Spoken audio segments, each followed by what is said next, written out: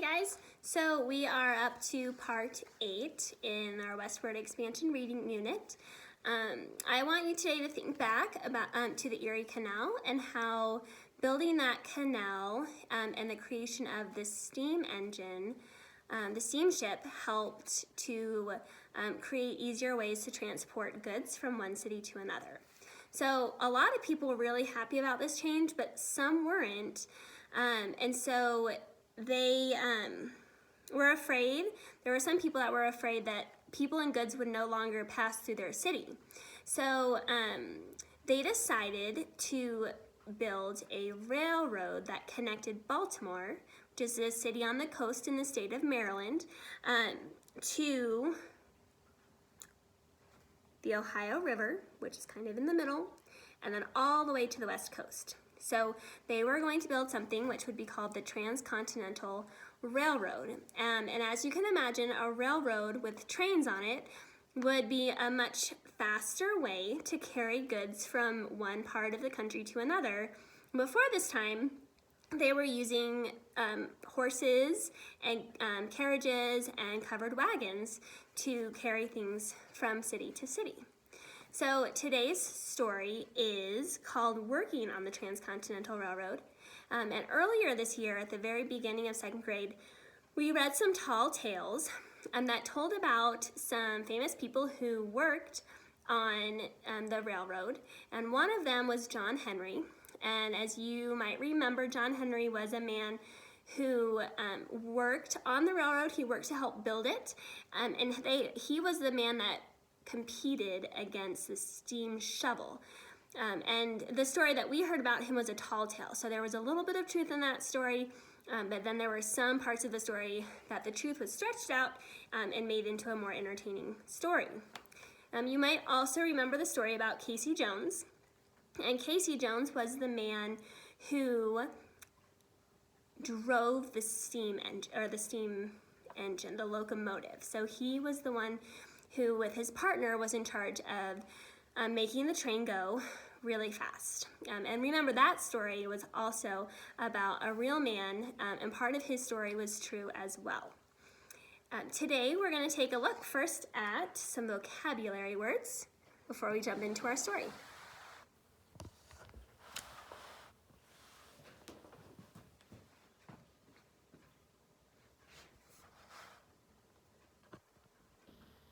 Our first word we've heard already today is Transcontinental Railroad. That is a railroad system that stretches all the way from the east coast to the west coast of the continental United States. So when we talk about the continental United States, we are talking about all the states that touch each other. So that leaves out the states of Hawaii and Alaska. Those states are separated either by an ocean or by another country. The next word is ancestor. An ancestor is a person who lived a long, long time ago from whom another is directly descended. So think about people like your grandparents, great-grandparents, great-aunts and uncles. Those kinds of people are your ancestors. Convenient. Suitable for your needs, causing the least difficulty.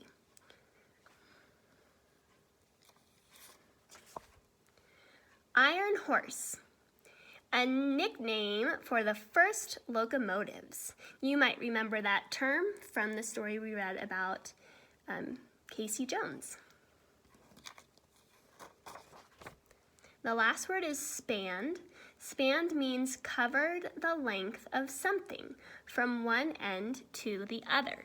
So our story, the railroad spanned from the east coast to the west coast. So the first picture that I have to show to you today is right here, and this is a picture of a locomotive. Remember, the locomotive is the part that pulls the rest of the train. So this is where all the power is coming from.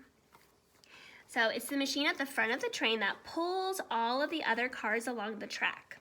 Before the locomotive was invented, several horses pulled a car or wagon along the rails, but the locomotive had the power of many horses in a single machine. That's why some people gave it the nickname Iron Horse, because the locomotive was made of a type of metal called iron, and it had the power of many horses to pull the train cars. So you might be thinking, how did the locomotive work? Well, at the heart of the locomotive was the steam engine.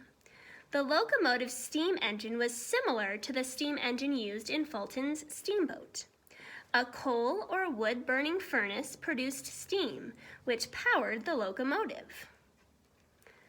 So this was the kind of train that Casey Jones drove, and his partner, you might remember Sim Webb, his partner was the one who kept the steam engine burning. So there was one person who was in charge of driving it, another person who was in charge of feeding the furnace to keep it burning. So today's story is called Working on the Transcontinental Railroad.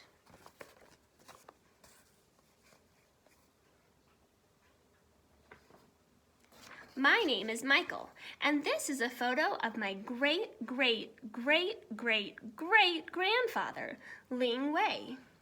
He helped to build the Transcontinental Railroad. That's a pretty long word, but it's easy to understand if you split it into two parts. The first part of the word is trans, which means across, and the second part is the word continental. So, my ancestor, Ling Wei, helped build a part of the railroad that goes across the continental United States, or from the East Coast to the West Coast.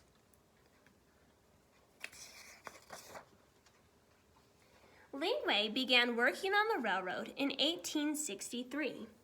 By that time, there were many railroads in the United States, but they mostly went from the northeast to the southeast, from eastern cities like Baltimore to cities in the Midwest like Omaha, Nebraska.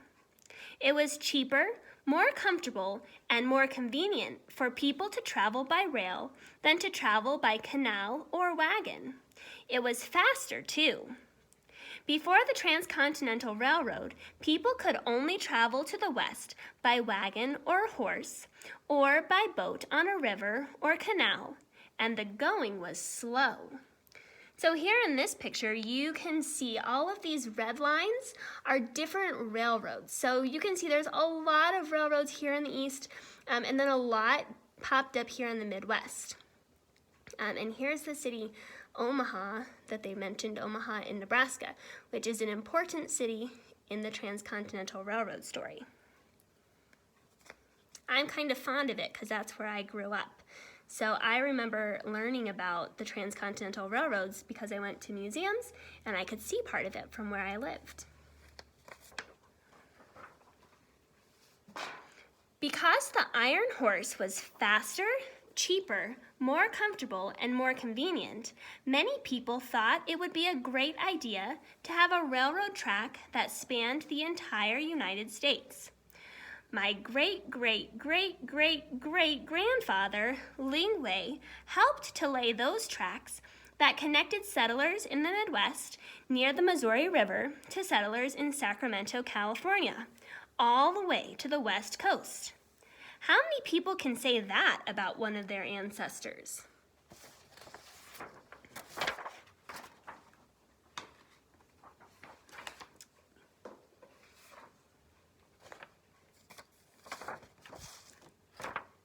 It took two separate rail companies to build the Transcontinental Railroad, the Union Pacific Railroad and the Central Pacific Railroad.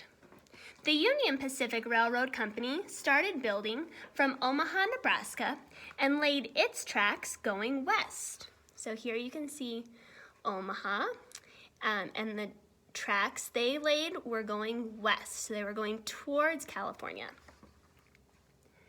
The Central Pacific Railroad Company started building from San Francisco, California, and laid its tracks going east.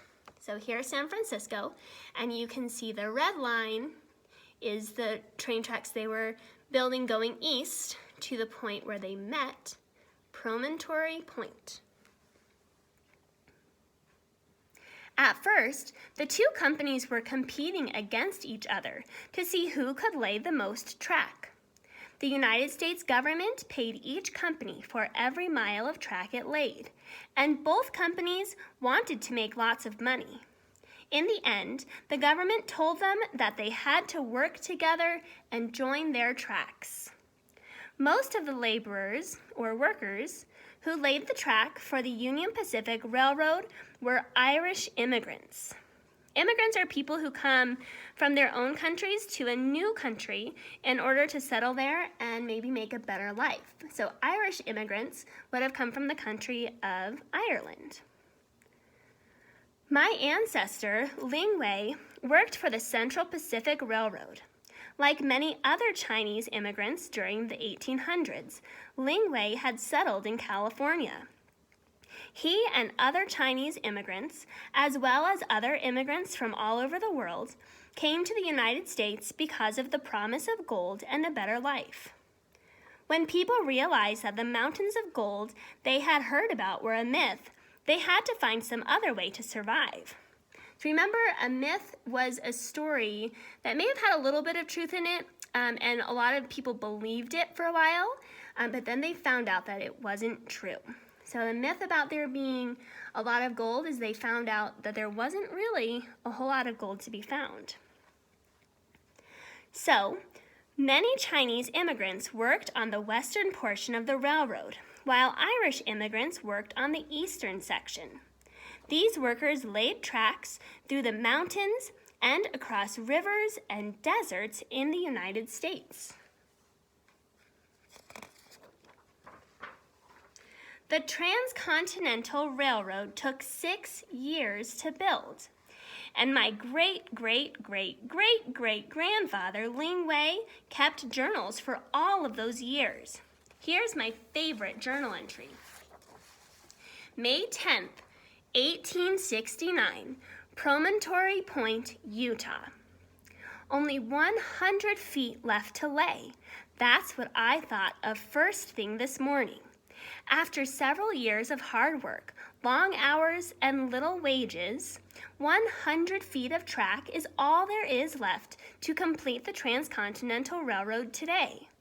Now it is hard to believe the work is complete. Despite the hardship I endured, I feel proud of my work. I think everyone today wanted to share in that sentiment. Wherever I looked, people tried to lend a hand in finishing the track. Men that were just passing through Utah to deliver goods stopped to throw dirt on the ties. Ties are parts of the track. Or to drive a spike into the ground. Even the presidents of the Central Pacific Railroad and the Union Pacific Railroad took turns driving the last spike into the rails. It was a spike made of gold to mark the special occasion. They both missed on their first try, and all of us workers laughed. It's not as easy as we made it look. In fact, it was very difficult.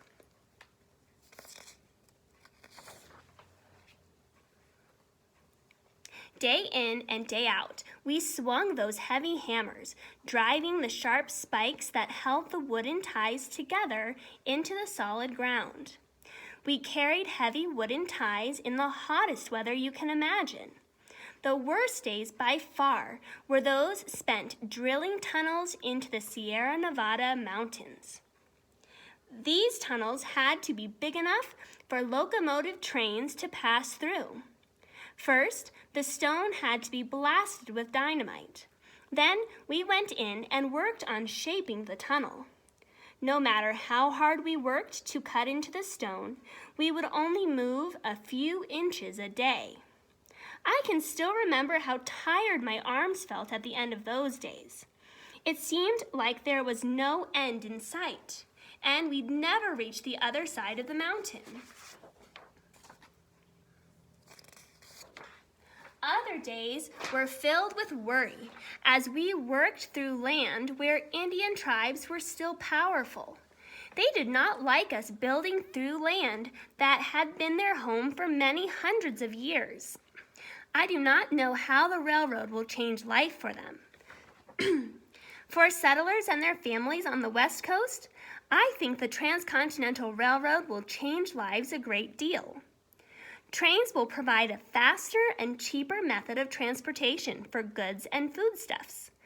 People on the East Coast will now be able to get goods from the West, and people in the West can now get goods from the East more easily.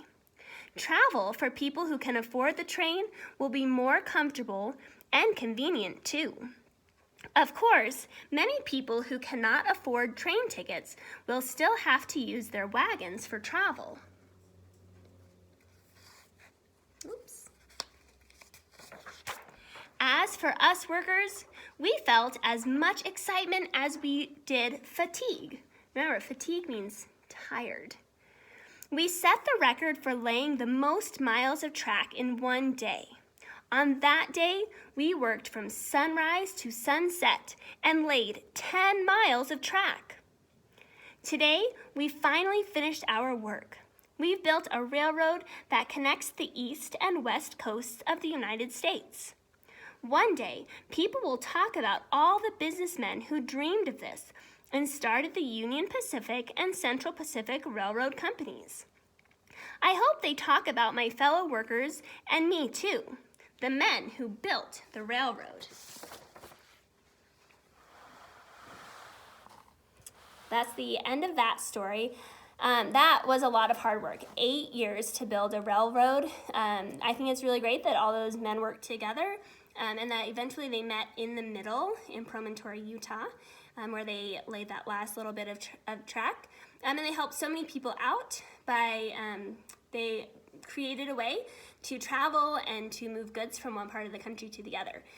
So now people on both sides of the country could communicate with each other in a much easier and quicker way. So if you haven't gotten to ride a train, they're pretty cool, they're really exciting, and I hope you get to one day. So go ahead and grab your questions and do your best to answer them based on the story that you heard today.